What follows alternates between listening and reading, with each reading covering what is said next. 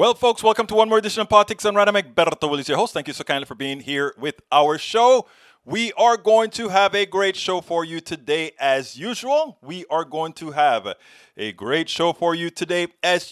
Anyhow, what are we going to talk about? A lot. Senor Bruce, howdy. How you doing? Bridge MCP, how you doing? Michael Rudnin, how are you doing? Welcome aboard, everybody. Great to see everybody here. We have a special guest that we're going to talk about today, but other than that, we have a whole lot to do. Well, our buddy did it, huh? Let's check out what our buddy did before we get to the show. Let's do it. Check this out because, let me go ahead and tell you what the show is going to be about first, don't you think? But before we get started, folks, please be careful out there in the places of weather. Be careful in the places of COVID, the entire country. Please, I implore, please be careful. We need you to be careful. We implore that you are all careful throughout the country. That is what it's going to take, folks. I'm trying to queue up some of our programming here to the different sites, but our automatic zapper doesn't seem to be zapping. So we may have to zap manually. I'm not sure yet. So let me go ahead and see that. Anyhow, folks, please be careful out there. It's getting very, very, very dangerous. I know we have our vaccine that's out now and everybody think everything is okay, but we still have to be very careful, irrespective of how good that vaccine is, because it takes a while to take hold. And with that, we can't take chances. And you know what? We need everybody. We need you all. We need you all to be there. Necesitamos que todos están aquí. And you know what? Todos vamos a estar aquí. Okay. I think I got one of my major shares done. So let's go ahead and get started. Let's go ahead and bring the program up. Let me bring that screen up. And then I'll be able to show it all off to you. Let's see what we're going to talk about. Okay. Moms demand action. Shannon Watts and activism. Autocratic Trump's failure. Moms demand action. Shannon Watts makes it clear we can all be activists. The GOP's acquiescence to an autocratic Trump makes the presidency off limits. But you know what happened today? Something that a lot of people were waiting for a long time. Check this out, and then we'll take it on the other side. Well, Donald Trump has just lost his last crutch, because guess what? His master, Senator McConnell, has finally spoken. Here it is, and we'll take it on the other side. But our system of government has processes to determine who will be sworn in on January the 20th. The Electoral College has spoken. So today I want to congratulate President-elect Joe Biden. The President-elect is no stranger to the Senate. He's devoted himself to public service for many years. I also want to congratulate the Vice President-elect, our colleague from California, Senator Harris. Beyond our differences, all Americans can take pride that our nation has a female Vice President-elect for the very first time. I look forward to finishing out the next 36 days strong with President Trump. Our nation needs us to add another bipartisan chapter to this record of achievement. Well, the remaining sycophants, the remaining enablers, it is time to call it in. It is time to end the Trump failed era and start to recover what we can immediately. Bring the country back together, bring the country back from the brink, bring the country back from its toy-in with an autocratic fascist regime. Okay, Michael, interesting. Let's see what folks are saying earlier on. Michael Rudnin says, petition signed and share requested. There are 18 of these 126 come from elections they themselves say are fraudulent. Those 18 should be either made to say the election were legitimate or have their election redone. The UN with UN supervision. I like that one. Bridge says, not sure if it's right thing, Michael, trying to heal, but Dems need guts as well. Yes, they do. Michael said the Speaker Pelosi to refuse to seat 126 House Republicans who claimed their elections were invalid. 18 inches on the way here. Yeah, I know it's going to be cold. 27% of Americans now say they plan to get a coronavirus vaccine as soon as it becomes available, according to the latest Axios poll released today. A substantial increase from the 13% who said the same in September. Yeah, but we need a lot more. We need, you know what? We actually need 70% plus immunity. Okay, let's see what else we got here. Okay, moving on. Fareed Zakaria, you know, everybody's talking about one of the reasons I think the election was so close is that the Trump myth was believed for too long.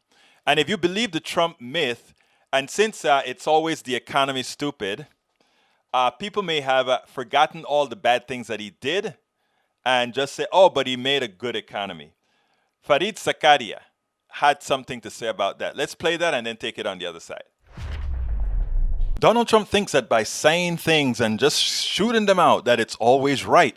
And you know, for all during his entire presidency, he would talk about the best economy ever. This was a great economy. And even as he spoke that, the news media would give the impression the stock market's going up as if the stock market dictated what the economic system or what the economy really looks like. Well, you know, finally now that the guy got unelected, now that he got booted out, now that he's a loser, it's amazing that the reports are coming out that the economy, number one, is horrendous, but number two, that the economy did not become horrendous because of COVID, but it's simply that Donald Trump was an entire and complete economic failure. Check this out, and then we'll take it on the other side. Far from pivoting to Asia, as Barack Obama called for, America has pivoted inwards. That, of course, is entirely in keeping with Trump's professed economic nationalism. He campaigned for the presidency, vowing to address what he saw as the scandal of America's trade deficit, which to him was the greatest symbol of the country's disastrous policies. But in fact, under Donald Trump, the trade deficit has gone up and up. It is now on track to reach its highest level in 12 years. By any measure, Trump's trade policies have failed. He promised to bring manufacturing jobs roaring back.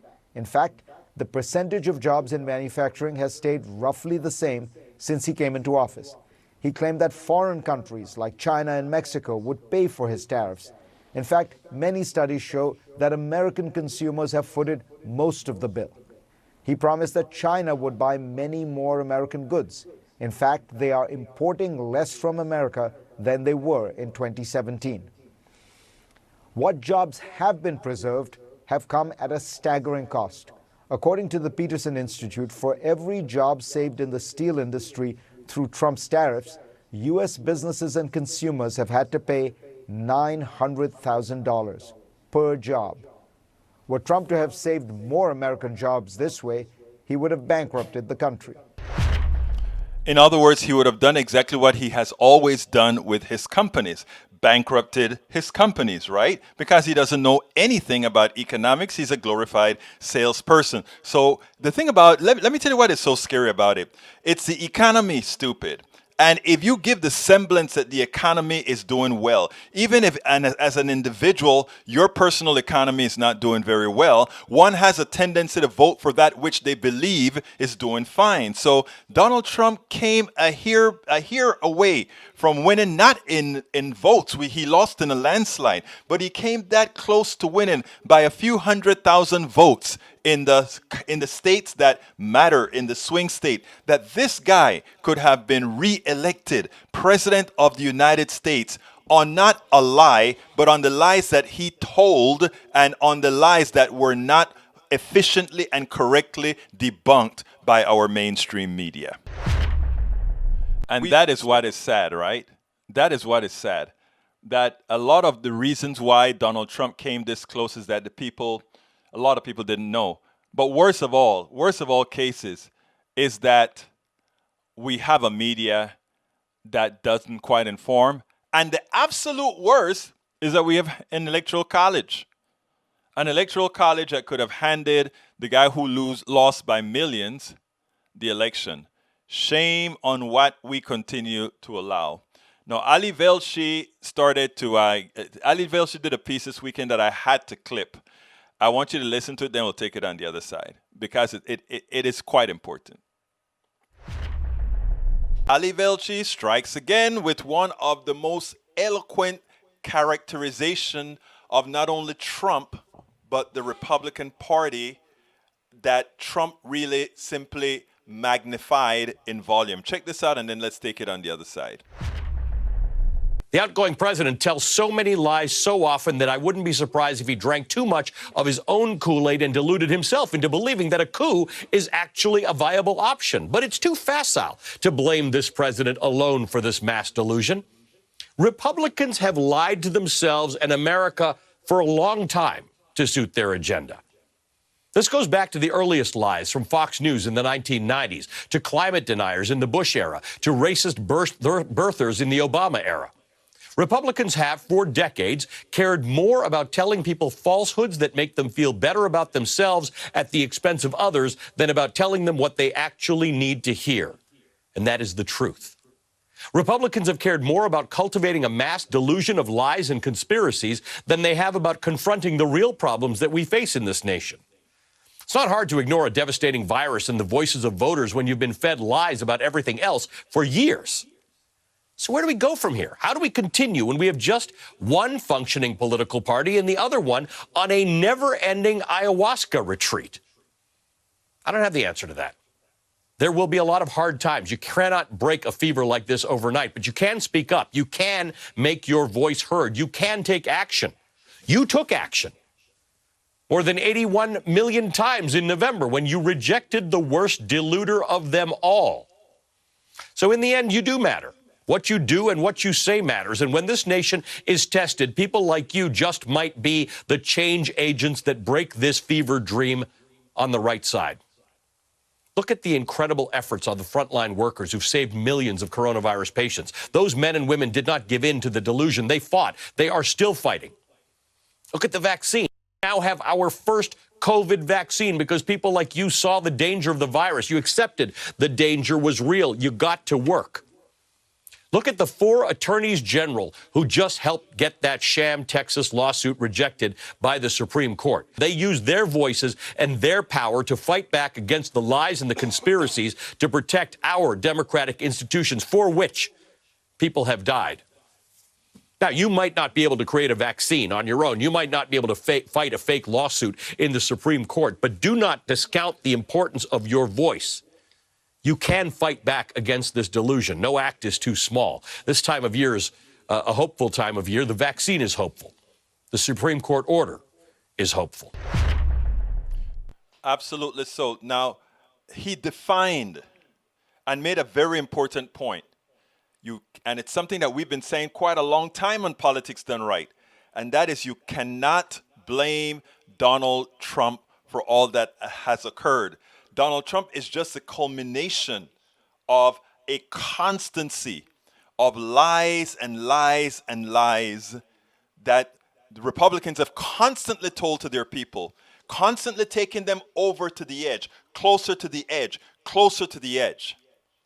And Donald Trump almost brought us over the cliff. And little do these people know, the ones who are supporting Donald Trump, little do they know that they were themselves going to be victims of the autocratic government they were about to establish. Little do they realize that they were going to be victims just like those they thought they were going to victimize. And you know what else is funny? Even Republicans are starting to pick up that tagline that it didn't really start with Donald Trump. Check this out from this ABC News panelist. Too many of us for some time have been putting the corrosion of the Republican Party all on the shoulders of Donald Trump. Yeah, Donald Trump is bad. Donald Trump is evil. Donald Trump has no couth. Donald Trump is all these bad things that we describe Donald Trump as. But what Donald Trump isn't that he didn't create the Republican Party as it stands today. All that is within Donald Trump. became the representation of the Republican Party, the instantiation of the leadership of the Republican Party. We're not talking, I want to be specific here, we're not talking about rank and file Republicans who are there trying most to do their best, thinking that their ideology based on their leaders are correct. But again, Donald Trump is the instantiation of the leadership of the Republican Party. That's why you saw 126 Congress people try to undemocratically overturn this election until the Supreme Court justices, 3 of them who Donald Trump appointed, said, absolutely not. Not even us can be that corrupt. Check this out. What happens now to those Republicans who support this? How dramatically has the Republican Party changed? I've watched the changes. You know, I worked for George W. Bush in 2000 and 2004. There was a struggle in the party among the people that were much more unaligned with where the Republicans normally do. I think the Republican Party has become basically the autocratic party in America. It's almost as if there's team democracy versus team autocracy in this country. It's not Donald Trump that's changed the Republican Party. Donald Trump represents what the Republican Party's changed. So the defeat of Donald Trump isn't going to fundamentally change this because the Republican Party itself over the last 20 years has moved to this position. And that is what we have to understand. Donald Trump has been the straw person, the straw man. But the Republican Party had already changed to being Donald Trump. And he just became the card holder, the person who was the instantiation of the party. And that is what we have to understand. And once you understand that, we can actually govern again. We can actually govern again. And, you know, we were concerned about El Señor Biden for a while because it seems like Biden was starting to buy the Kool-Aid. Oh, he wants to have, I want to unite and I want to help everybody. But he has to realize that the rank and file Republicans are quite different than the actual Republican politicians, because Republican politicians do not represent their constituencies. They represent the people who pay them to be the Neanderthals that they had. Well, not Neanderthals. Neanderthals are oldies. But they are the people who pay them to do favors for them. That is who they are. And once we realize that, we can see what's happening. The reason why they have to get autocratic now is that the numbers game is over. The numbers game is completely over. So we have to have minority rule to fulfill their modus operandi. And check this out from Steve Schmidt. Steve Schmidt wants to hook up with Alexandria Ocasio-Cortez. Check this out. Wow. Could it be that Trump is going to create one of the most formidable alliances possible? Well, Steve Schmidt, if it's up to Steve Schmidt, conservative Steve Schmidt, who says he wants to maintain American democracy, just maybe. Let's see. Check this out. Look, ideologically, she's as far as you can get from us within the Biden coalition. You know, the Lincoln Project has 600,000 donors. We have millions of followers. When you look at the actual vote shares and how the Biden coalition came together and how it won, it's essential that we keep it intact. I'm a single issue voter now, and I work for a single issue organization. We care about American democracy, full stop and period. The debate between progressives and conservatives ends if we have an autocratic leader. And we have an autocratic movement in the United States flourishing. And I think it's naive not to call it what it is. When we saw the type of violence playing out in Washington, D.C. this weekend, this isn't violence that comes from a rage of having nothing and burning down a city. The type of rage that Martin Luther King diagnosed while at the same time condemning in the 1960s. This was fascistic violence. This was right-wing political violence in the streets of the nation's capital, incited by the President of the United States at the same time when every one of these members of Congress except for, I suppose, a handful of the truly craziest ones, knows that Joe Biden won the election. So what I believe to the core of my being is that the coalition that elected Joe Biden has to hang together, because the pro-democracy side of a great debate in American politics cannot lose an election, not ever again. Because if we lose an election, they may not give up power next time, and make have no doubt about it. What you saw play out over November and December, though it played out as a farce, was in fact the first coup attempt in American history. And that poisoning of American democracy, where you see 77% of Republicans, the system requires one side being willing to lose and to come back and try and win the next time. That is at the center of democracy, and it's in trouble in this country because of Trump and the extreme radical Republicans. Well, I don't think AOC has responded yet. I would love to see what that would look like, some sort of coalition, sort of coalition of respect.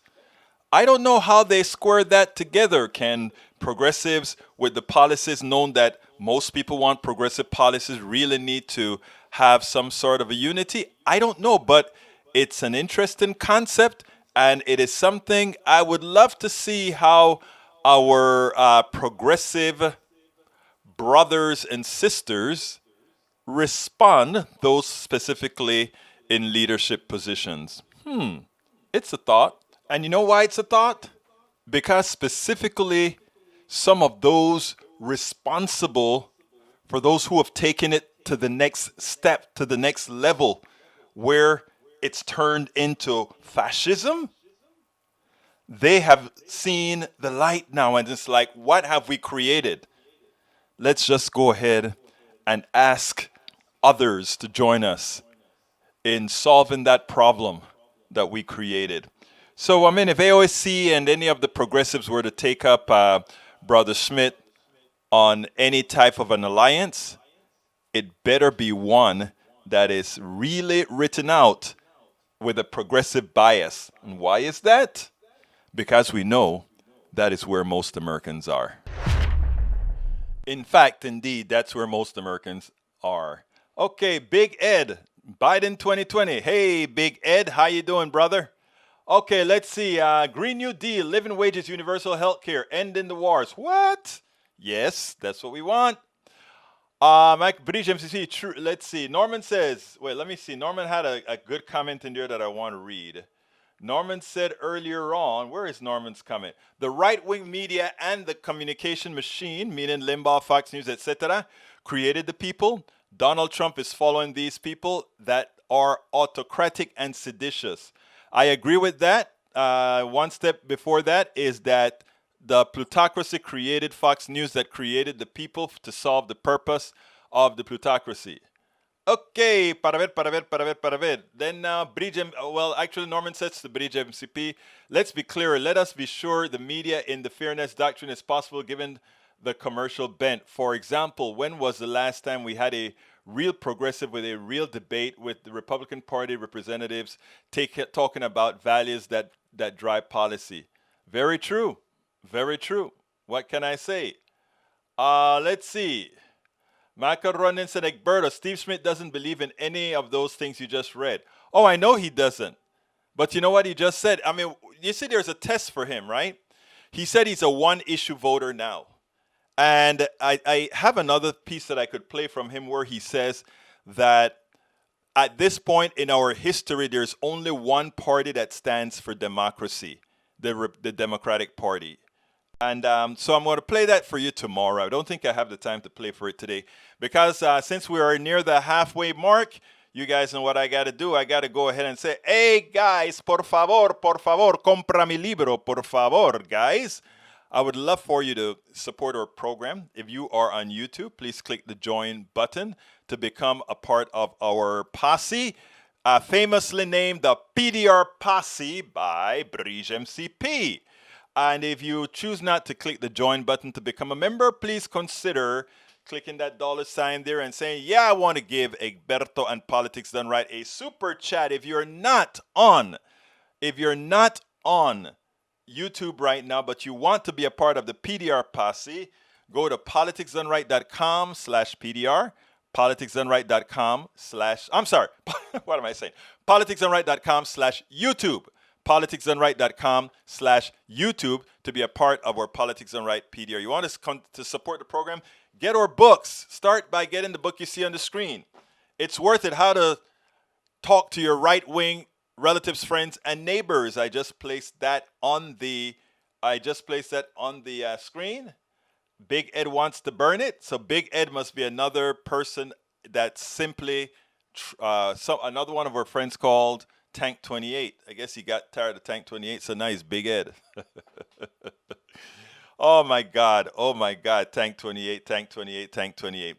All right, folks, now you can get our book. If you don't want to get it at Amazon, you can get our book at politicsdoneright.com/store. politicsdoneright.com/store. And there you can get any one of at Amazon or anywhere, you can get any one of our books. You can get our As I See It, Class Warfare, The Only Resort to Right-Wing Doom, As I See It, Class Warfare, The Only Resort. You can get all of them. Check it out. Because we need for you to support the show somehow. You can also support the show via Patreon. That is, and let me put that out here, that is politicsdoneright.com/Patreon. Patreon is spelled Patreon. politicsdoneright.com/Patreon. Patreon. And of course, we accept PayPal as well. And that is politicsdoneright.com/PayPal. politicsdoneright.com/PayPal. Without your support, we are not possible at all.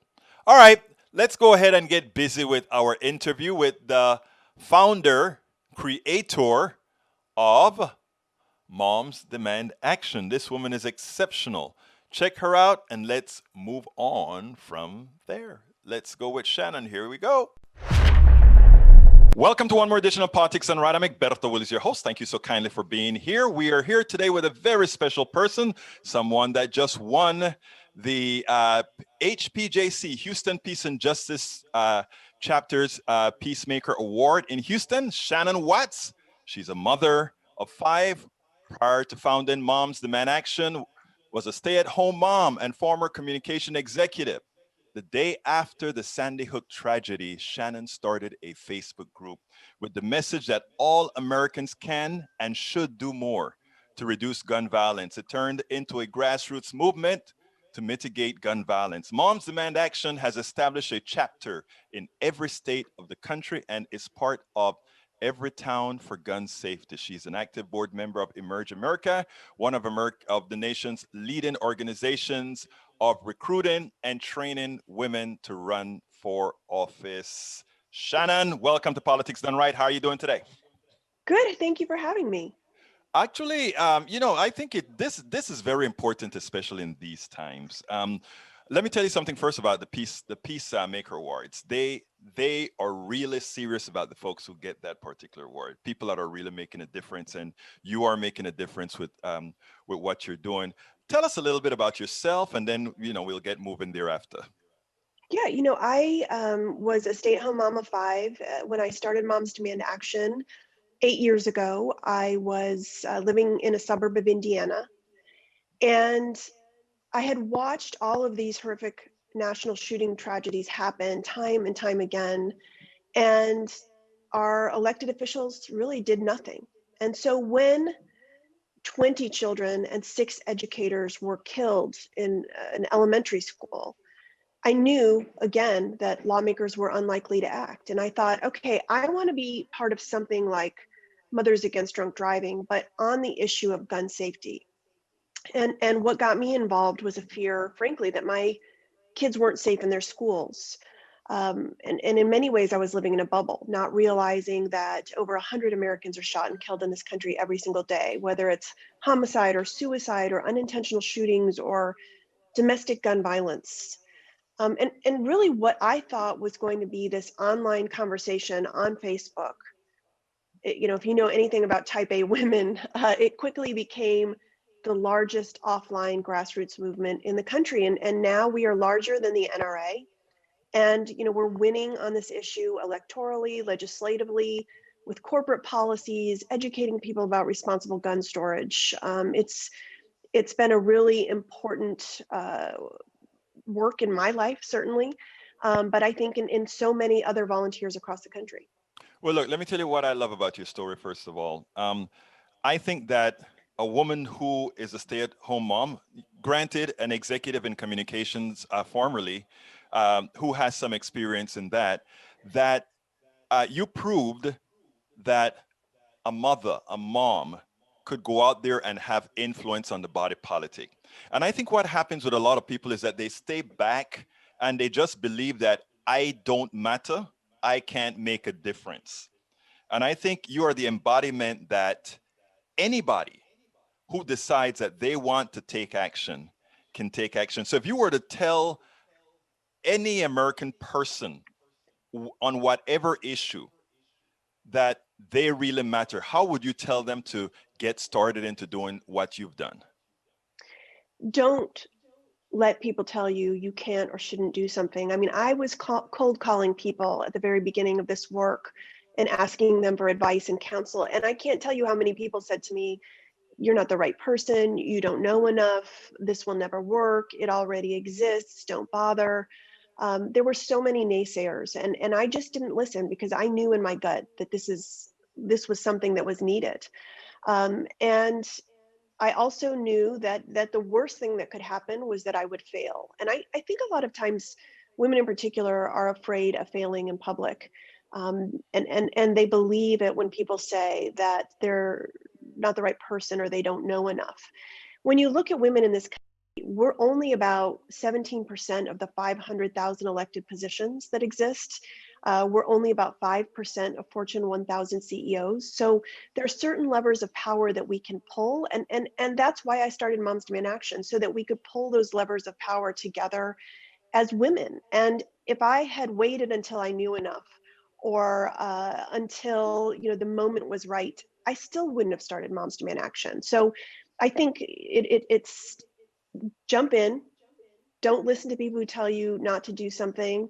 Don't be afraid of failing, and trust that you can learn as you go. As I call it, building the plane as you fly it. And just go for it if you feel in your gut that something is right. Not knowing enough, I think, has finally been proven to be overrated.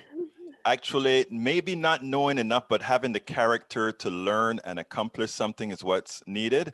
Going on the issue of women, I can assert that the countries that did the best in fighting the coronavirus were led by women.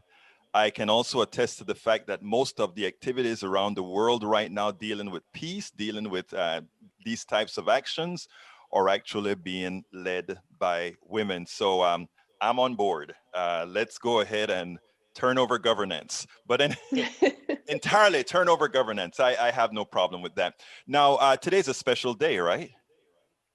Isn't it? It is 8 years today that I started the Facebook page. I had 75 Facebook friends, and I thought it was just really going to be a conversation about the need for women to organize around this issue. And very quickly, it became this offline movement. And some of those, original volunteers who called me were from Texas, and wanted to figure out how they could do this work in a state, and in many states that frankly aren't hospitable to gun safety. Actually, Texas should have been the first state to call you based on how we are here. Now, I think it's also important to note that based on what you've done, there are several other organizations that I've seen kind of come up to be to say, let's see what we can do on this as well. Now, what has been the reception between, let's say, the NRA and your organization, and specifically with you? Well, I really believe that the gun lobby's worst nightmare was that women and mothers would organize against them. And that is exactly what happened after the Sandy Hook school tragedy. That women decided that we should no longer allow gun lobbyists to write our nation's gun laws. And we have been a force, not just in passing good gun laws, but in stopping bad gun laws. We have a 90% track record of stopping the NRA's agenda in state houses year after year for 5 years.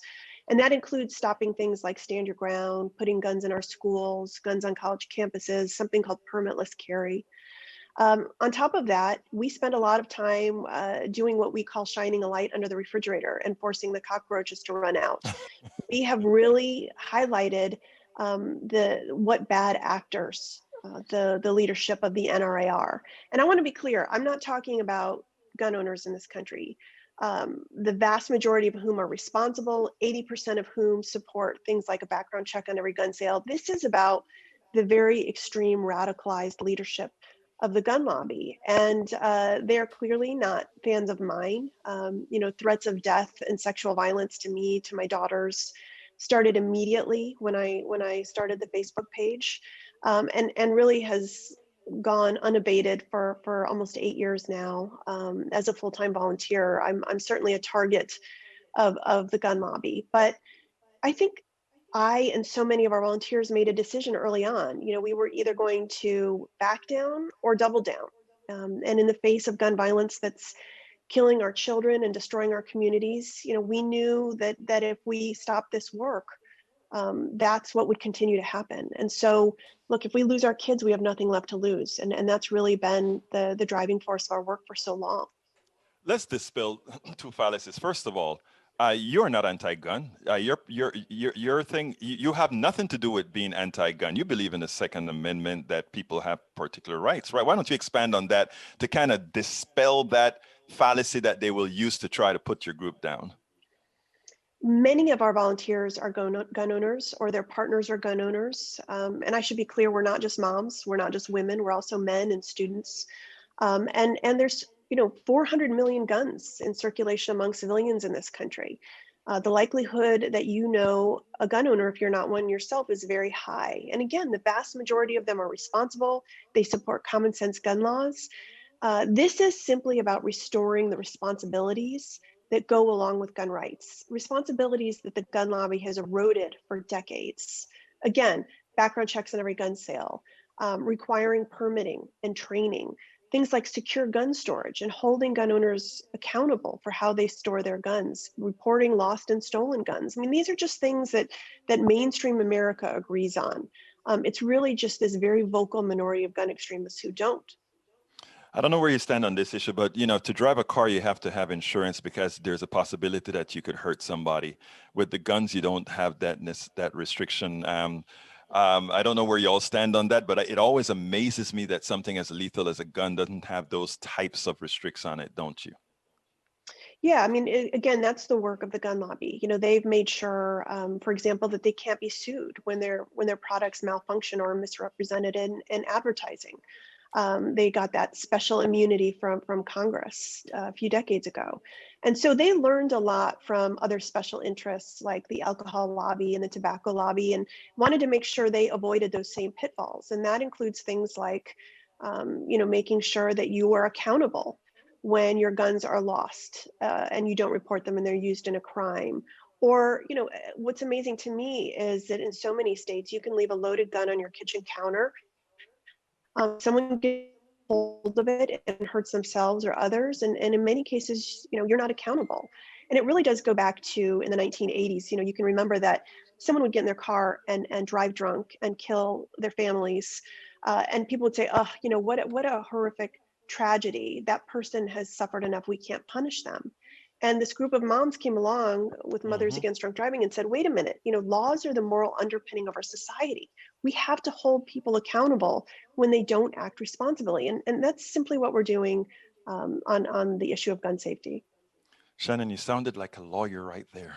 You sounded like a lawyer. I'm not a lawyer. I play one on Twitter. You play one on Twitter. Right. There's one other thing I want to get in here since we're talking about guns and the NRA.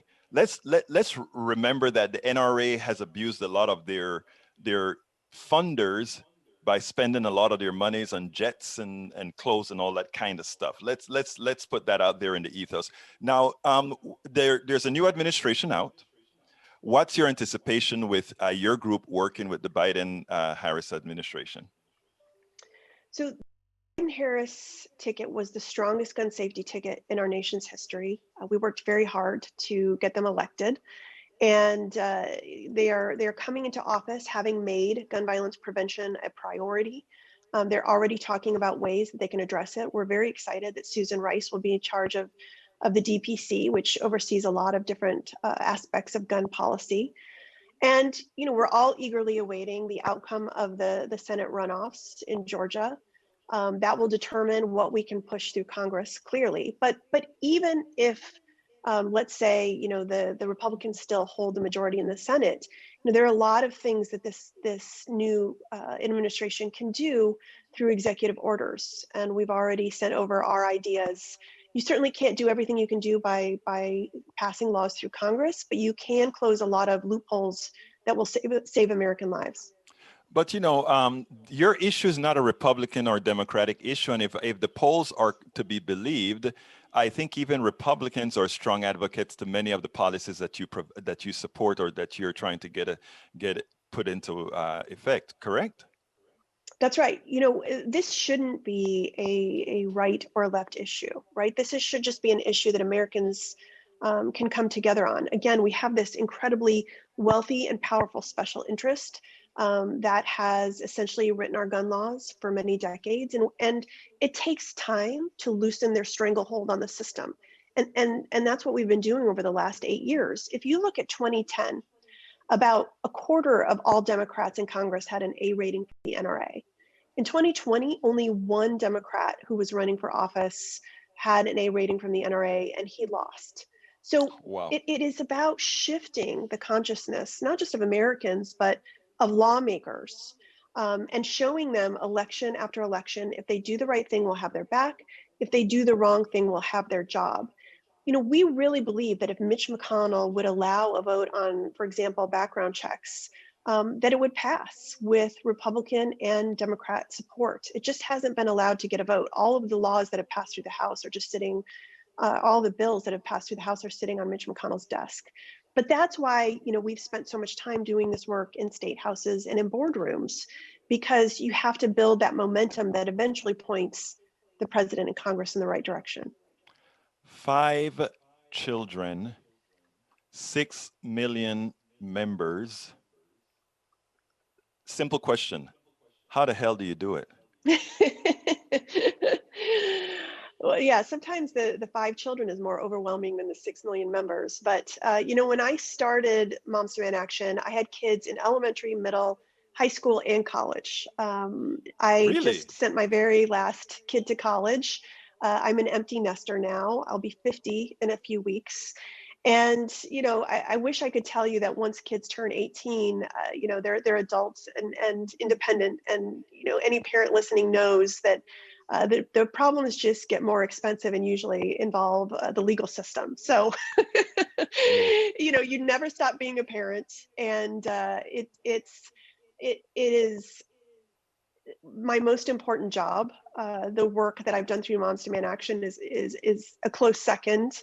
But I hope that I've set an example for my kids, and that I'm sending them out into the world realizing that, as Alice Walker said, activism is the rent I pay to live on the planet. And no matter what passion you have as a person, it doesn't have to be gun violence prevention. It can be anything. The same principles apply. And that is getting off the sidelines, getting involved, and figuring out which part of that work you're passionate about and just giving it your all. And that is the exact reason I brought that up, because I want people to understand that activism comes in many forms, and that there's no excuse not to be active for a policy that one you need, and a policy you understand the country. What question would you have liked me to ask you that I didn't ask you? Well, I get asked a lot, do you feel defeated on this issue? Do you feel like you will ever make progress? And I think that's because everyone's waiting for this cathartic moment in Congress that hasn't yet come, but I believe is on its way. It's really important that we are winning, right? We have passed background checks in 22 states. We have passed laws that disarm domestic abusers in 29 states. We've passed something called an emergency risk protection order in 19 states. We have gotten so many companies, businesses, restaurants and retailers to pass policies that prohibit things like open carry. We have now educated over 1 million families in this country about secure storage by passing resolutions through school boards. There's so much work that is going on the ground that is life-saving. And I just want people to know that we are winning. And if I've learned anything over the last 8 years, it's that where this work ends is in Congress. It's not where it begins, but we're so close to having it happen. Shannon Watts, mother of 5 and founding mom of Moms Demand Action. Thank you so kindly for having been on Politics Done Right. Thank you for having me. All right, folks, I hope you enjoyed that. It was pleasurable speaking to Shannon. I mean, it's amazing how she went from a mom of 5 to get all of this done. It's really amazing that she did such a great job in getting this organization formed. Okay, let's go ahead and see what you guys are talking about here. Let me kind of go up the list here and start whacking them one at a time. For those that I need to whack, that is. Let's see, if Trump won, which he didn't, we would be on the road to hard fascism right now, except that Jews wouldn't be, the scapegoats, immigrants, and refugees would be. Instead, we have corporatism, neoliberalism as the dominant form of government, which isn't fascism except under one classic definition, the blending of corporate and state power. You know, Michael Rudnin, that was prescient. You hit the nail on the head. But the one difference, again, as well, is we have power to change. At least we haven't gone into absolute fascism yet, so we can change. Breeze MCP says, hard hat for a hard head, bonehead. I don't know what that means, Breeze, but I imagine you're talking to somebody there. Okay, let's see. You know, look, when we are done with Trump, right now we still have to keep the Trump era, some of these topics, because there are a lot of Trump people that are listening that some of this stuff is going to get through. To show them that Trump was an economic failure, to show them that Trump was a trade failure, to show them that Trump left the country in a bad state, to show them that Trump, you know, there are a lot of things left that we have to say, this is what Trump left us. And the reason I still talk about Trump, even though Biden will be the next president, is all the crap that Biden is going to have to clean up. We have to let it be known that it is Trump's crap that we're cleaning up. We have to, that is one of the things that many of the past Democratic presidents who constantly have to come up and clean the butts of Republicans after they give away the House and leave us with scraps to clean. We never do the right job in saying this specifically is what he did wrong. And that is what we have to do. This is the specific. So I'm still going to be talking a lot of Trump for the next few weeks. And the reason why is we have to put that in the ethos. We can't make it believe like, okay, we get out of the Trump era. We're now in the Biden era. And somehow there are a lot of things that look so bad that it is believed that this is caused by Biden. No. We're going to point out that these are the ills created by Donald Trump. Okay, continuing down, let's see. Let me go down. Oh, let me welcome people as I scroll down. Welcome, Bridge MCP, Bruce Ballard, Rodnan, Michael Rudnin. Let's see who else is here. Coming down. I'm going down. I got Bruce again, leaving a message. That's what Bruce said there. Actually, only 97%. 3% will be dead. I love that analogy. That good point. You're too damn good in math, Bruce. I know you're a physicist or a chemist or one of the scientists on the screen, but you don't have to be that exact. Actually, you do. We need the exactness. Thank you, brother. Okay, scrolling down. Norman says the right wing. I read that one already from Norman. Let's see. Coming down. Bridge MCP, Michael. Who else do I need? Paul Fleming. Welcome aboard, Paul. Big Ed, which is also Tank 28. Welcome aboard. Okay, scrolling down. Amar, I don't know how to read Russian, so I don't know how to say that name. Brij MCP reminds us that we need to be all parts of the PDR posse. So click that join button and become a part of the PDR posse. Okay, still scrolling down, and I am looking down. I think I see new people coming in. Kathy C. Courtney. How you doing, Kathy? I know you. Kathy, were you at the Houston Peace and Justice Center Awards when we gave it to Shannon Watts? She was great, and she also gave a great speech on our Zoom out there for the HPJC. That was really good. Scrolling down, well, we have some people that are filling up the feed with a lot of, Just remember that universal background checks for new gun sales have over 90% polling support. Michael Rudden, that is absolutely true. Egberto, come on, get your Russian. I don't know about Russian, brother. I own a gun, Bridge MCP. There you go. It proves that even progressives have guns. We know that. Actually, a lot of progressives have guns. After Sandy Hook, I saw the right-wing bubble say paid actors. That was so, well, I'm not even going to go there. It was that point that I realized a large number of conservatives were insane. Nanette Bird Smith says, whoa, amazing, Mom. Yes, she is amazing indeed. And she's so soft-spoken, but so powerful. That just shows that a loud voice isn't always what it takes, right? Because 16 million people membership, that's hard to come by. Most men are hardwired to protect, thus not giving us much empathy. We kill to put food on the table, but we have evolved. Thank you for saying that last sentence. We have evolved. Flip Twist, thank you so kindly for supporting us. Support your local progressive candidates. Thank you so kindly. Support. This message is from Flip Twist. Support your local progressive candidates. Thank you very much for the super chat, my brother. Thank you very much for the super chat. Coming down, let's see. Michael Rudden says more guns than people since Obama's time and all. That is so sad that we have more guns than people. Isn't that right? That is so sad. Bridge MCP says, I feel when having all those guns, not shotguns, the machine gun that set up must make someone who is lacking something feels better. Well, you know what they have to say about that. A lot of people, their deficiencies are usually reflected by the amount of guns that they have. Somehow it gives them a certain amount of power over yours. I don't know. It's crazy, but hey, that's how some people are. Dave Anchovies. ¿Te gustas los anchovies? Actually, I like anchovies. The NRA is silly. What's the point? Paul Fleming says, oh, that was a response. Oh, bye, Karen. Who was the Karen that you're talking about, Brother Anchovies? Okay, let's see. Going down, scrolling down. Paul Fleming. Daniel Ledo says, such a sweet face hiding such a sinister agenda. Come on now.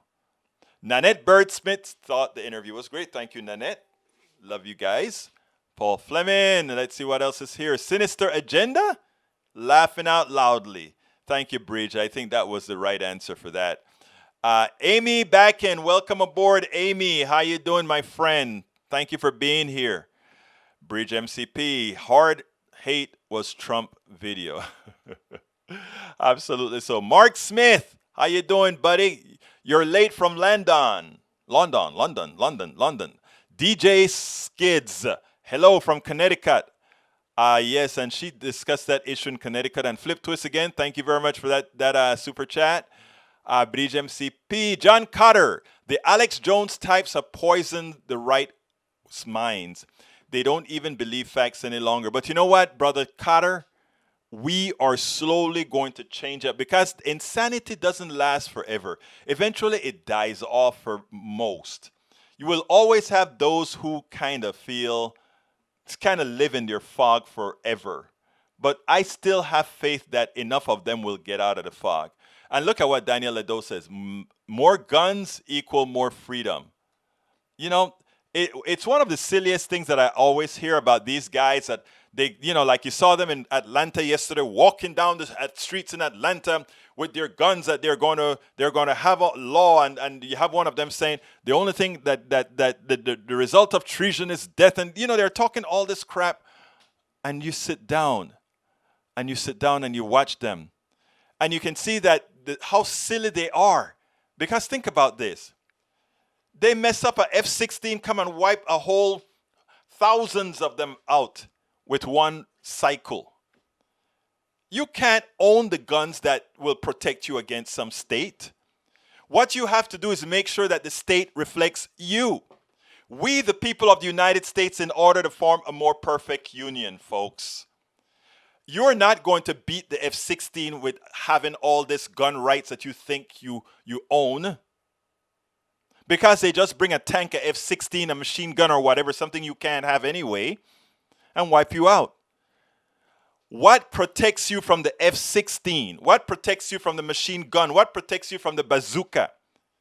Isn't you having a gun or rifle? That the idea behind having a gun is like hunting or whatever you want to do. What protects you is you protecting the government and having the government reflect we the people. Had Trump won, that would have eroded.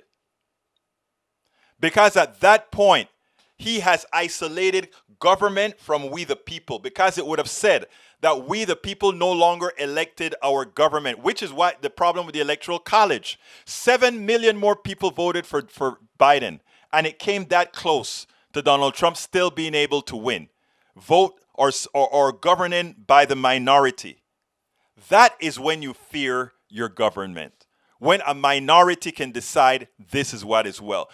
Every government should have two things. One, your inalienable rights, the thing that the majority cannot take away from any human being. And barring that, everything should be democratic.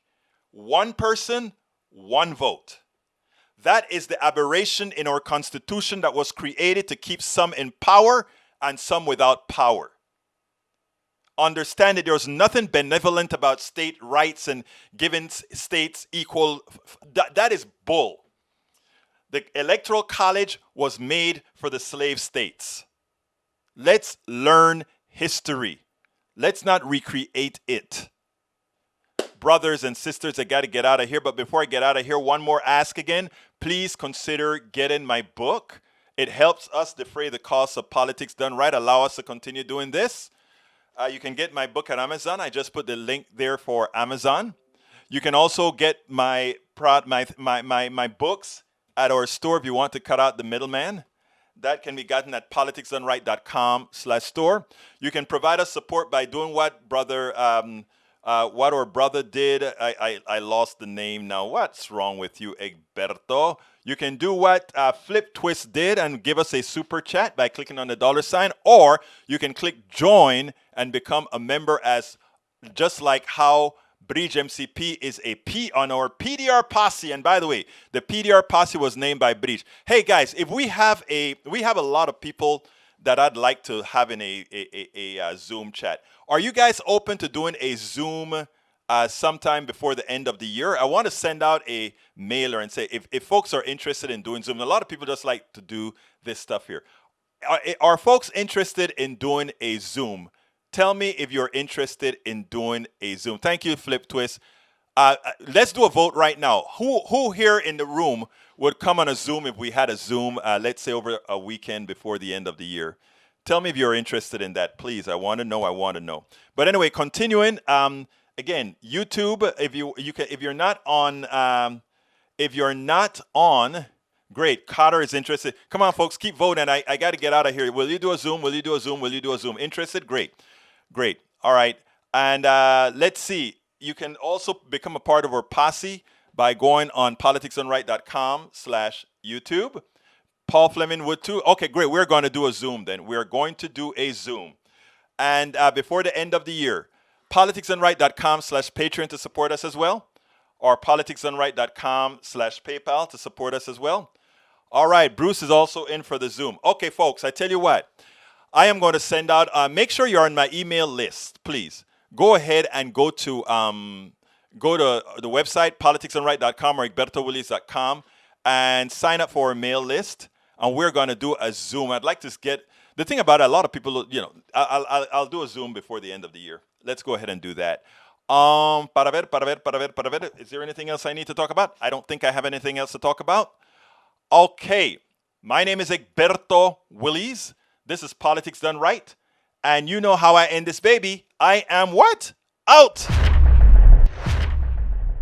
We spend a lot of time deconstructing the news, trying to parse it into a form that everybody can understand. We try to find those little nitpicks where it flies above the fray, etc. If you really like these videos that we do, I want to ask a big favor. Please go ahead, number one, subscribe to our channel, and number two, please join if you can. Thank you so kindly for watching. Keep watching. Please remember to share. We must populate the entire internet with our progressive message, a message that we know is what most Americans say that they want. So help us, please join.